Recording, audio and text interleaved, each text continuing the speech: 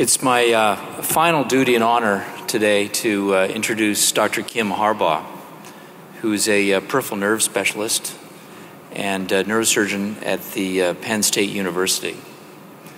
She's also the much better looking of the Harbaugh clan and Bob's better half. So Kim will introduce Dr. Bob Harbaugh.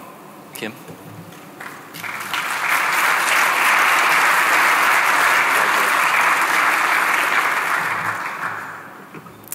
I just want to thank Dr. Caldwell for that introduction.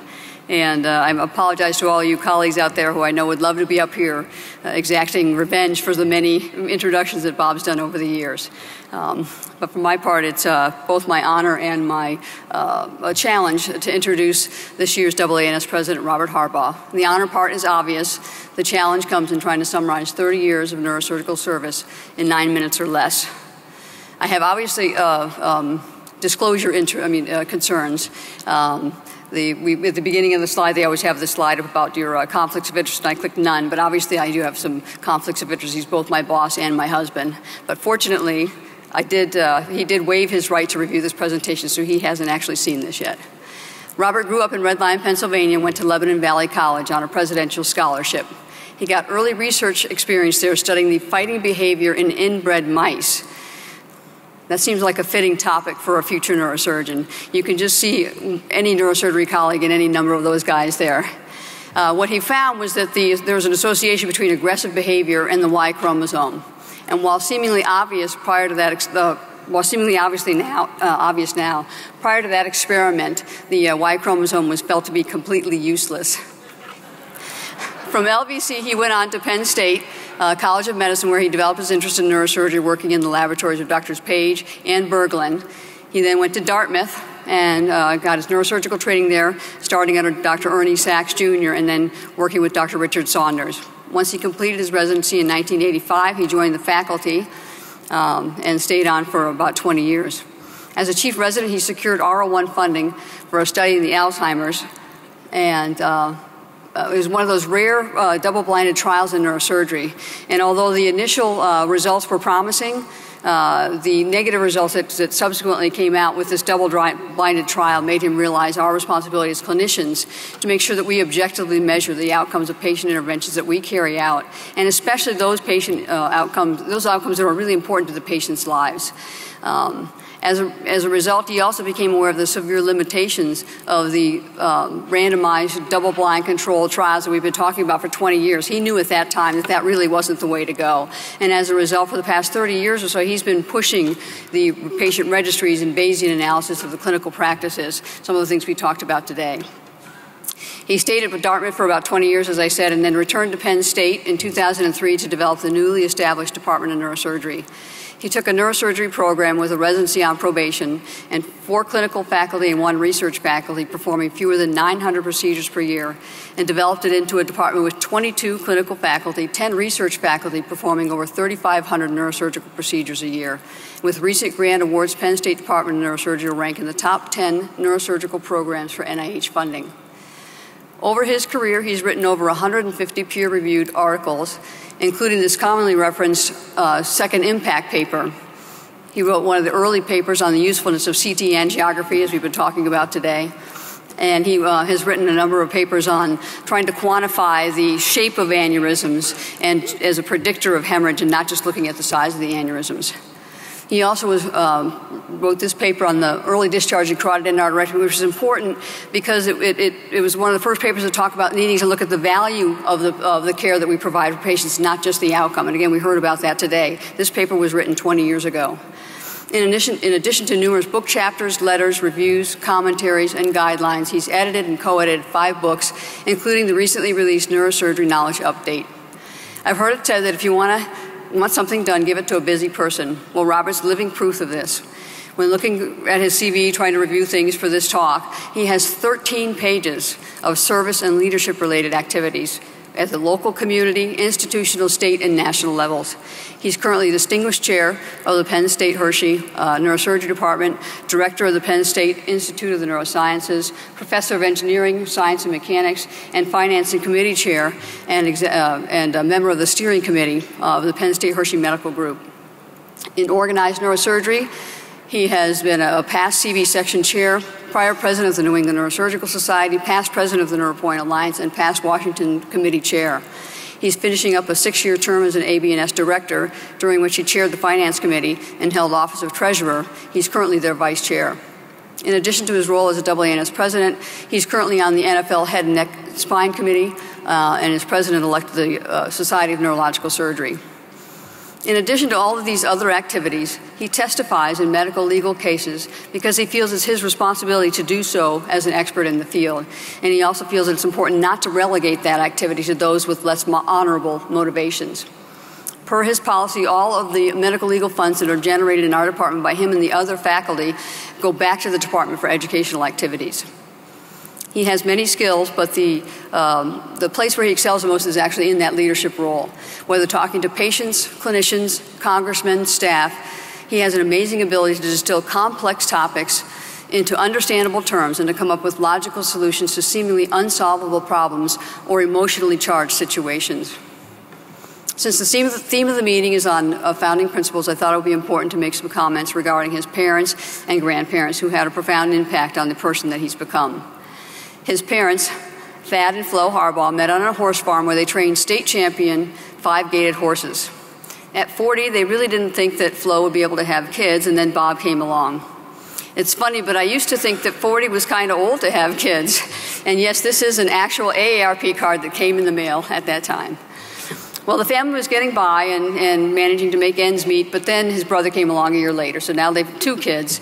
And as a result, Robert went to live with his grandparents for a few years. Fortunately, they were in the same city. He was just down the road, so he still got to see his family, but in this way they could kind of help make things work out. His grandfather, Pop, was one of the most important influences in his life, so this situation was actually really important to him and was a good thing. Although Pop had little formal schooling, having been raised on a farm, he never stopped learning and felt it was his responsibility to get his own education. He even taught himself to read Latin and Greek. He passed this ethic on to Robert. He was also Robert's fiercest advocate. As a shy kindergartner, Bobby liked to sit for hours staring at the fish tank. The teachers mentioned their concern to his grandfather. When it became clear that they were suggesting that little Bobby was cognitively challenged, his grandfather became angry and told him that not only was he not stupid, he was smarter than everyone else in the room. Those words remain true to this day, although it might have been a lot easier on the rest of us if Robert hadn't been there to hear them. Robert's brother developed severe asthma, and in order to pay the medical bills, his dad gave up his passion for horse training and became a truck driver. The hours on the road were long, and for years his dad was home only long enough to eat and sleep. His example helped instill the strong work ethic that Bob practices today. He had many jobs over the years through school, including working construction, working on a loading dock, working in a steel foundry, and bartending. The jobs he held taught him to respect others, regardless of their occupation and education. Bob's mom helped nourish his creative side. He and his brother took tap dancing lessons and were members of an accordion band. I'm sorry to say that the pictorial evidence of all of these activities is missing, but I have seen him in the past. So you have to just picture these maroon velvet suits with frilly shirts and 40 kids all lined up playing accordions all at the same time. In high school, he was in the choir, competed in baseball, track, basketball, and football. His mother was very helpful in helping him develop his independence. She let him play poker and smoke cigars in the basement with his friends.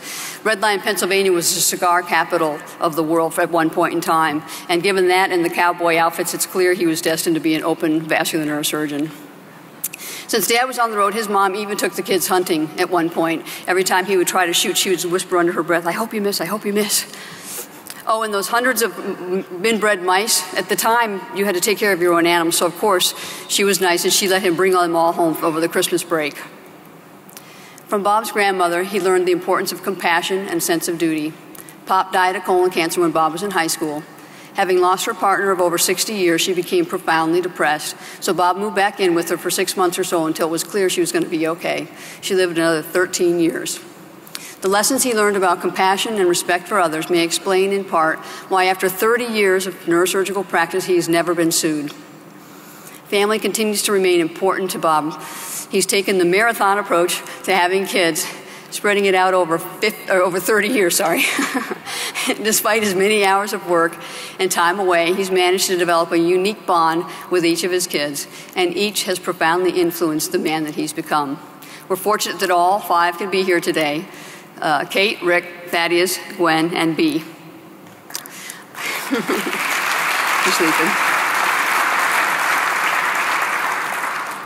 Robert's always been willing to help out around the house. He even helped out making Thanksgiving dinner one year when I was on call.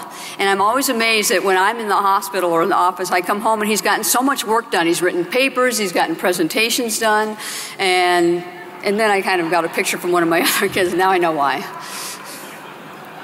As a quarterback on the high school football team, Bob was nicknamed the Rock because he was unflappable in the pocket.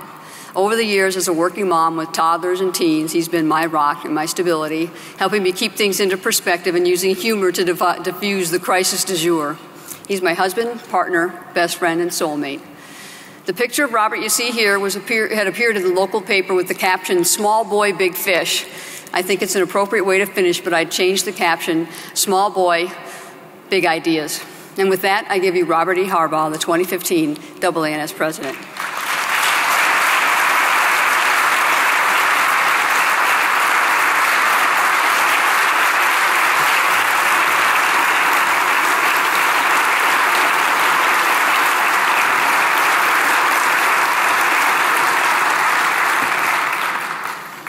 Thank you. And thank you, Kim.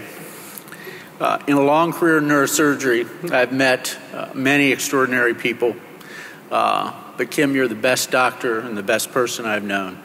If the world were not so bent, I would be introducing you. You've been my best friend and my most trusted advisor.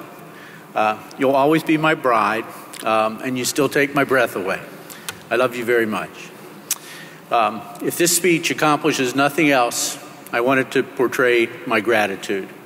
I owe so much to so many people, to my grandparents who raised me for much of my childhood, to my parents who worked hard to make ends meet and gave up so much for their children, to my many neurosurgical mentors and colleagues, particularly to Dick Saunders, my boss for much of my time at Dartmouth. Boss, I know you're out there somewhere. I learned so much from you, and I will never forget how you stood by me when others who I thought were my friends turned away. Thank you. I need to thank the Penn State Neurosurgery nurse practitioners and physician's assistants, our residents and fellows, and the neurosurgery faculty who have kept everything running this year while I've been missing in action. I also need to thank Reg Haid, David Adelson, and Patty Anderson for all the work that they have put into this meeting. Tom Marshall and all the AANS staff, the AANS Executive Committee, and the AANS Board of Directors for putting up with me and for running a truly outstanding professional society. Working with people like this will make anyone look better than he really is. And I am eternally indebted to Kim and to my children, Kate, Rick, Thad, Gwen, and Bea. You have paid for my ambition in many ways, and it's a debt I can never repay. I must also thank all of you, the members of the AANS, for giving me this opportunity. When I was a child, I could not have conceived of becoming a doctor, and when I started my career in neurosurgery, I never thought that the honor and privilege of serving as your president would be possible. Thank you from the bottom of my heart. Finally, I give thanks to God who makes all things possible, for I've been truly blessed. Today we're going to talk about founding principles. These are turbulent times for American neurosurgery. It is important to look ahead and prepare for the future, but it is also important to look back, for it is memory and tradition that prevent the tyranny of the present. It is impossible to know where we are going if we don't remember where we were. Today, I want to discuss those founding principles, the principles that have allowed neurosurgery to prosper in its first century, and to stress the importance of adhering to these principles, particularly in times of change. I also want to talk to you about how the AANS is helping us honor our founding principles, while preparing neurosurgery for its second century. Since its founding early in the 20th century, neurosurgery has grown and prospered. Neurosurgeons now treat more patients with lower risk, less pain, shorter hospital stays, and better outcomes than was the case only a few years ago. Our specialty has flourished because we have adhered to our founding principles. Now, with increasing frequency, we're being told that it would be expedient to abandon those principles. It is essential that we do not. Neurosurgery, a vigorous, exciting specialty during its first century, will continue to grow and prosper only if we remain true to our founding principles. And what are those principles? I believe that we can determine neurosurgery's founding principles because, more than any other specialty, we have a founding father, Harvey Cushing, and what a founder he was. Cushing was more than the foremost surgeon of his day. He was an accomplished artist, a Pulitzer Prize-winning author, a physician-scientist, a soldier, and a teacher. The revered position of the brain surgeon in American culture is due, in large part, to the accomplishments of our iconic founder. The principles to which Cushing adhered are the founding principles of our specialty. The first principle is that first we must be good doctors. In Cushing's words, a surgeon is nothing if ignorant of medicine. The surgeon, though graduated doctor of medicine, not infrequently lapses into the state of being little more than a craftsman. How easy it is to focus on the operative skills we need and forget about everything else. In the quest for efficiency and patient safety, we have been encouraged to leave the care of our patients in the clinic to a physician's assistant, the care of our patients on the floor to a hospitalist, and the care of our ICU patients to an intensivist. If we do this, we become technicians, not physicians. In the words of our founder, a physician is obligated to consider more than a diseased organ, more even than the whole man. He must view the man in his world. Neurosurgery is a demanding technical specialty, but we do much more than perform procedures. We care for our patients in the clinic, the emergency room, the operating room, the recovery room, the intensive care unit, and the hospital wards. We are specialists in the care of patients with neurological disease, not technicians who have mastered a motor skill. The AANS in its educational offerings and in its advocacy efforts will never view neurosurgeons as mere technicians who leave the non-surgical portions of patient care to the cognitive specialists. Before we can be great neurosurgeons, we must be good doctors. The second principle is a commitment to research, innovation, and quality improvement. Harvey Cushing was the archetype of the neurosurgeon as physician-scientist. His insights and innovations throughout his career are legendary. In medical school, he was instrumental in developing the first anesthesiology record and somewhat later introduced intraoperative blood pressure monitoring to American surgery. In the Hunterian laboratory at Hopkins, which he directed, he made observations demonstrating the possibility of surgery for valvular heart disease that was 40 years ahead of its time, and also developed the means to deliver positive pressure endotracheal anesthesia more than 20 years before this technique became routine in humans. He not only founded the specialty of neurosurgery, he was also a founder of the field of endocrinology. So from the very beginning of our specialty, it was expected that leaders in the field of neurosurgery should be capable investigators. Today, neurosurgical research, innovation, and quality improvement are all under attack from various educational and healthcare reform efforts. Because of resident work hour restrictions and increasing demands for faculty clinical productivity, time for research by neurosurgery residents and faculty is becoming a rare commodity. Federal funds for neurosurgical research are very limited, and the opportunity for neurosurgeons to work with industry has been adversely affected by the Sunshine Act and other aspects of the Affordable Care Act. For much of neurosurgery's first century, the majority of the world's healthcare innovation occurred in the United States, and most of the funding for such research came not from federal grants, but from private foundations, individual donors, and industry, with industry accounting for more than 70%.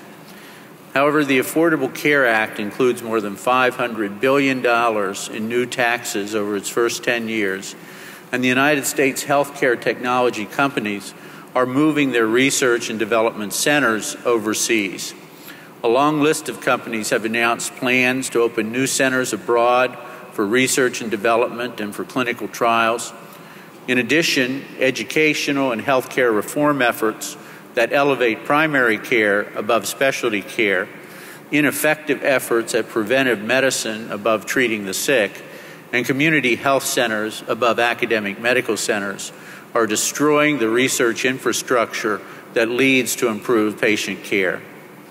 Despite these obstacles, our dedication to neurosurgical research, innovation, and quality improvement must be maintained.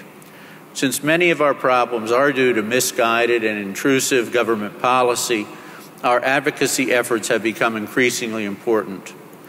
When I chaired the Washington Committee for Neurosurgery in 2009, neurosurgeons were the first physicians to proclaim the many adverse effects of the Affordable Care Act while its passage was still in doubt. We saw Obamacare as a threat to our founding principles. We knew it would, to a greater or lesser degree, make all healthcare decisions political decisions. Unfortunately, larger and richer medical and surgical societies opposed us. They prevailed, and a truly terrible law for American medicine, particularly for specialty care, academic medicine, and medical research, has been enacted. The fight is not over. It's not clear that we can win, but we cannot stop fighting. The AANS is doing much more than political advocacy in support of neurosurgery research, innovation, and quality improvement. The Neurosurgery Research and Education Foundation, NREF, is neurosurgery's best vehicle to foster neurosurgical research by providing a private, non-government source of funding for research in neurosurgery. The NREF, jointly managed by the AANS, the Society of Neurological Surgeons, the American Academy of Neurological Surgery, and the subspecialty sections, needs your help and the help of our industry partners to support its work for the good of our specialty and our patients. It is only through basic, translational, and clinical research that the vitality of neurosurgery can be maintained. We also need to realize that research, innovation, and quality improvement are not the province of only a small number of academic neurosurgeons. Much of Cushing's influence on the new specialty of neurological surgery was due to his meticulous cataloging of the outcomes of his patients. The path to quality improvement in neurosurgery is no different now than it was in Cushing's time. Collect meticulous data on each of your patients, on the processes of your care, and on your patients' outcomes. Analyze these data and report them in a non-punitive environment to other neurosurgeons, and neurosurgical care will improve. The AANS is supporting this founding principle of neurosurgery through the work of the NeuroPoint Alliance. NPA is the neurosurgical organization devoted to gathering, analyzing, and publishing data on what we have called the science of neurosurgical practice, the habitual and systematic collection, analysis, and feedback of data, inseparable from practice, via audited registries. As Cushing demonstrated almost a century ago, properly designed registries generate new knowledge about the effectiveness of care, they refine our operative indications, and they improve quality. I believe that the work of the AANS, the NREF, and the NPA will be the salvation of neurosurgical research, innovation, and quality improvement. Our third principle is a commitment to education, scholarship, and camaraderie. Cushing's contributions to education and scholarship are as foundational as his contributions to research, innovation, and quality improvement. He trained many young men to advance the new specialty of neurosurgery after his retirement. and this training was extraordinarily rigorous. Today, neurosurgical education, like neurosurgical research, is being jeopardized by bureaucratic intrusions. Since 2003, the duty hours for neurosurgical residents in the United States have been limited, and there are those who want to turn us into employees who hand off our patients to the next shift. A few years ago, I was sure this could not happen to neurosurgery. Today, I think there is cause for concern. Recently, I heard a neurosurgery residency applicant ask about work hours and vacation time. I felt the earth shift under my feet. In more than 30 years as a resident and faculty neurosurgeon, neurosurgical recruitment had always been based on the Shackleton model. As I'm sure many in this audience already know, Ernest Shackleton was a British explorer. About the same time that Harvey Cushing was moving to Boston, Shackleton began planning an expedition to Antarctica. He set sail in August of 1914 with a crew of 27 men, and while Cushing was overseeing the formal opening of the Peter Bent Brigham Hospital in November of 1914, Shackleton and his crew were approaching Antarctica. Their ship became trapped in pack ice and was eventually crushed. They camped on the ice until April 1915 when, after reaching open water, they boarded 3 lifeboats and managed to make it to uninhabited Elephant Island. Shackleton then took a small crew and set off in one of the lifeboats on an 800-mile journey to find help, eventually reaching a whaling station on South Georgia Island. There followed numerous unsuccessful attempts to reach the men left behind on Elephant Island until finally, at the end of August 1916, more than 2 years after they set sail, all the men were rescued. There had been no talk of mutiny. The point of this story is not the happy ending. It's Shackleton's recruiting strategy. The story goes that he had placed a newspaper advertisement that read, "Men wanted for hazardous journey, small wages, bitter cold, long months of complete darkness, constant danger, safe return doubtful, honor and recognition in case of success." I doubt that those who answered that ad or those who applied to work with Dr. Cushing asked about duty hours or vacation time. Like Shackleton and his crew, these neurosurgeons knew that the specialty they had chosen required extraordinary commitment and perseverance to achieve the honor and recognition that come with success. We have always taken care of our patients when they need us, for as long as they need us. Neurosurgery has led the charge in vigorously resisting training our residents as shift workers, and I can assure you that the AANS will remain committed to this founding principle. In addition to setting the standard for rigorous training, Cushing was also the epitome of the neurosurgeon scholar. During his career, he published 13 books, including a Pulitzer Prize-winning biography of Sir William Osler, and more than 300 scientific articles. His longtime friend and collaborator, Louise Eisenhart, became the founding editor of the Journal of Neurosurgery, and the AANS has continued this commitment to education and scholarship. Today, we publish the latest neurosurgical science through the Journal of Neurosurgery, JNS Spine, JNS Pediatrics, and Neurosurgery Focus. We've also expanded our educational offerings to include AANS Neurosurgeon and many AANS and NREF offerings on YouTube and iTunes. Educational materials help neurosurgeons prepare for their board examinations through the oral board and maintenance of certification preparation courses, and through our new publication, Neurosurgery Knowledge Update. Working with the Society of Neurological Surgeons and the Congress of Neurological Surgeons, we will soon make all of this educational material available through a single portal. Be assured the AANS is intensely committed to neurosurgical education and scholarship. There's one other aspect to this founding principle, camaraderie. Cushing had a strong belief in the value of medical meetings. He helped form the Society of Clinical Surgery in 1903 and served as the president of the American College of Surgeons. In 1919, he suggested that a society be formed that, quote, neurosurgeons might come together once or twice a year to discuss problems of mutual interest and to observe one another's work.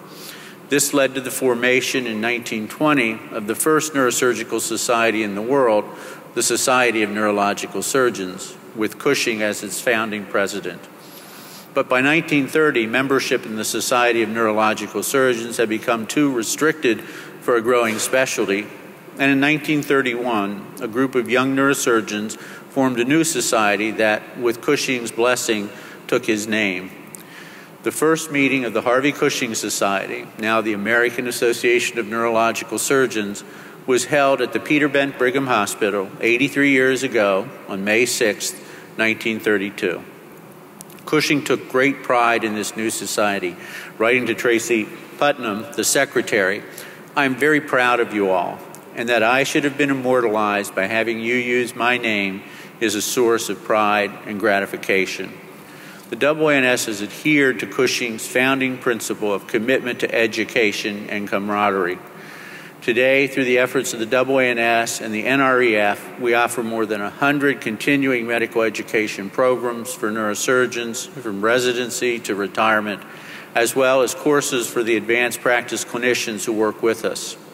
And of course, we put on this meeting each year, a meeting that brings us together to learn, to socialize, and to renew our commitment to each other and to our specialty.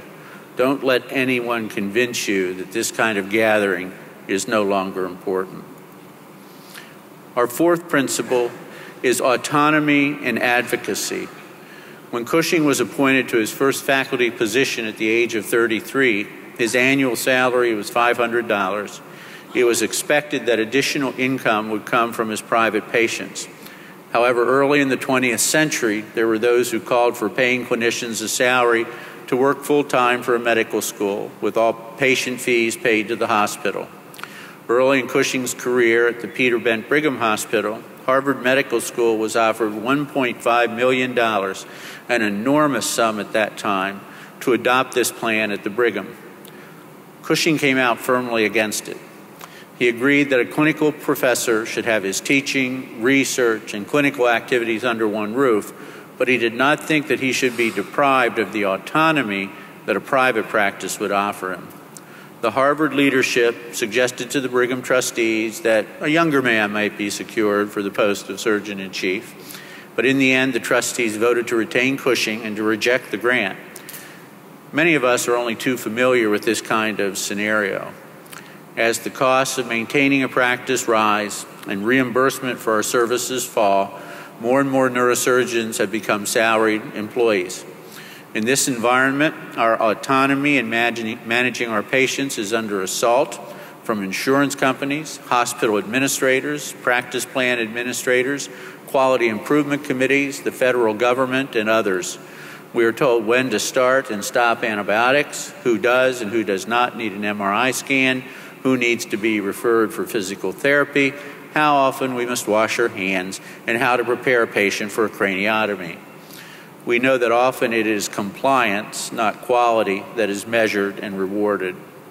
We listen to harangues by airline pilots and the disciples of Japanese auto manufacturers on how to improve the safety and quality of neurosurgical care.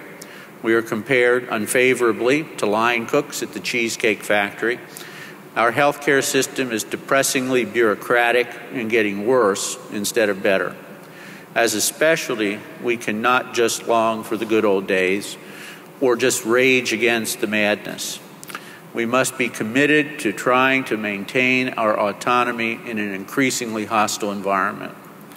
This kind of advocacy for our profession also has a long pedigree.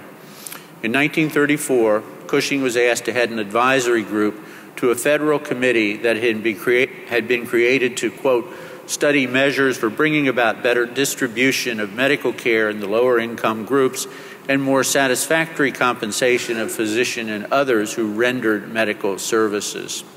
Cushing, in accepting the invitation, wrote, "Most of the agitation regarding the high cost of medical care has been voiced by public health officials and members of foundations, most of whom do not have a medical degree, much less any actual firsthand experience of what the practice of medicine and the relation of doctor to patient means.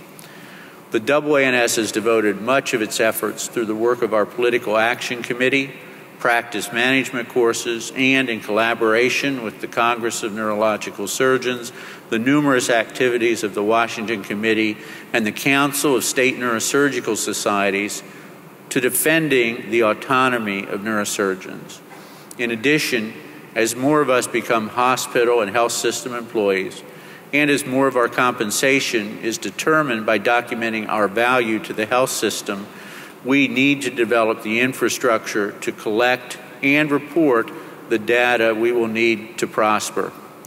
The AANS, through the NeuroPoint Alliance and its National Neurosurgical Quality Outcomes Database Program, has become an indispensable organization for neurosurgery and neurosurgeons in this new environment. Knowledge is power. Those specialties that can best collect, analyze, and report data will prevail. And the AANS is committed to making sure that neurosurgery is one of those specialties. A fifth principle is humility. The caricature of the neurosurgeon features arrogance. However, in my experience, neurosurgeons are rarely arrogant. They're usually confident but humble individuals. Dr. Cushing displayed this combination of great confidence and great humility.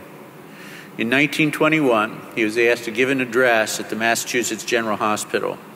He did not pay tribute to the many illustrious names associated with that hospital, but extolled the virtues of those faithful employees, nurses, orderlies, clerks, and laundresses who had given a lifetime of loyal service and who, no less than the physicians and surgeons, created what he called the personality of the hospital. In another speech in 1930, he told his medical student audience that you of the next generation of doctors, with triumphs undreamt of before you, will look back on the ignorance of mine with pity and yet with charity, knowing that your turn will come.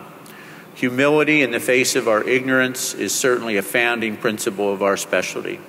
The leaders of the AANS who I have known have been confident but humble individuals. A sixth principle is integrity. One of Cushing's favorite quotes was, "If a doctor's life may not be a divine vocation, then no life is a vocation and nothing is divine." Cushing's view of neurosurgery as a divine vocation, a sacred occupation of great worth requiring extraordinary dedication and integrity, is the context of his whole life. He knew that healthcare is not a right. Rather, we as physicians have a responsibility to care for those who need our help regardless of their ability to pay. These were not empty words for Cushing. If he felt that his professional fees were more than his patients could afford, he advised them to keep their money for their convalescence. It is estimated that he collected his surgical fees from about 1/3 of his patients. Few of us have that option today, and we have all seen the newspaper stories regarding unscrupulous billing practices, fraud, unnecessary surgery, and other unprofessional conduct by neurosurgeons. There's plenty of blame to go around. We have created a healthcare payment system that is astonishingly arcane and puts many layers of bureaucracy between the physician and the patient. We are under a great deal of pressure to increase our productivity by any means possible. And in this environment, when our compensation comes not from the patient but from an insurance company, a federal agency, or the hospital, there is a great deal of temptation to make maximizing revenue our highest priority. And this aspect of neurosurgery is not a divine vocation. Being a neurosurgeon is a very odd way to make a living. We sit down with people we have never met, and 30 minutes later, they have agreed to let us perform operations that may leave them blind or paralyzed or comatose or dead. This is a remarkable expression of trust, and it only works if our patients are certain that our only concern is doing what we believe is best for them. If we lose this trust, we will not get it back. Harvey Cushing, at his 70th birthday party, which occurred during the 8th annual meeting of this society, stated, "Ours is perhaps the most arduous and responsible of the many surgical specialties. We can have the great satisfaction of knowing that only men of a certain type will venture to make it their life work. Its devotees have the respect of the profession as a whole. May this continue for all time to be true."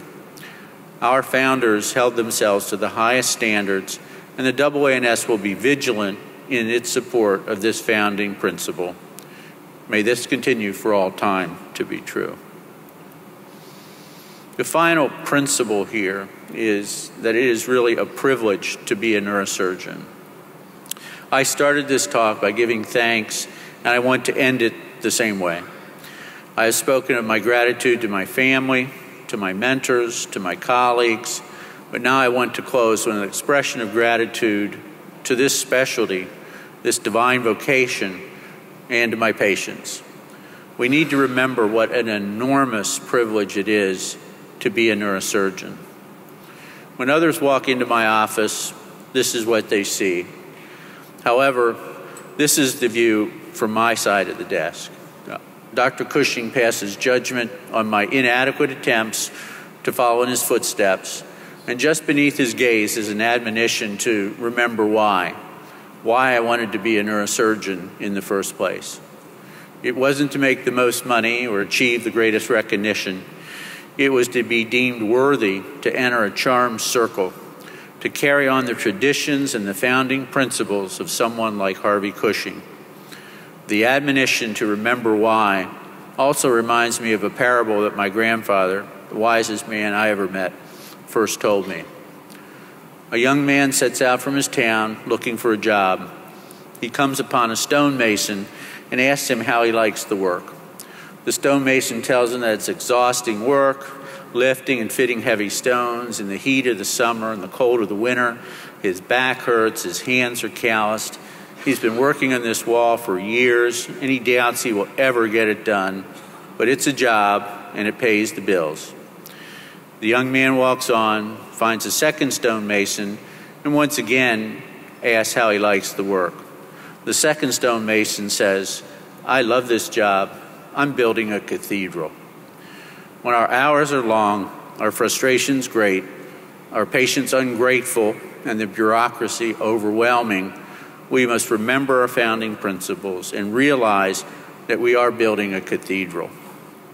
It is a great privilege to be a neurosurgeon, for neurosurgery teaches us in a way that a less divine vocation cannot, how precious and fragile each human life is, and how important it is for each of us to do our very best every day in all that we do. I would like to close with a reading from this small book. It is a book of poems given to me by one of my patients, a poet of some renown. She sent this to me after a surgery because it included a poem she had written for me. And this poem expresses the privilege of being a neurosurgeon with much greater eloquence than I could muster. I entrusted my life to you when under the microscope and bright lights under your knowing hands. How can I thank you for my legs, for the most simple daily joys? I walk, I run, I dance. The last day in the hospital I tried, just out of the shower, with hair dripping and a robe clutched around me. I shook your hand but could come up with only the most dog-eared phrase, "I can't thank you enough." Days later, when you took out the stitches, I babbled earnestly, but I didn't speak of your kindness. How on your rounds, as I lay flat on my back, terrified, you'd squeeze my hand. How you'd crank up the bed for me just a few degrees. How you brought your confidence every day to the room. Gratitude cannot be lavished and heaped up, or you would be overwhelmed each day with offerings and gifts. It cannot be honed down smaller and smaller, closer and closer, as you work down carefully to the very root through tissue and bone. There are no words I can give, and you will take. I'm tied to you now, the healed. Thank you for this opportunity, and may God bless all of you and our divine vocation.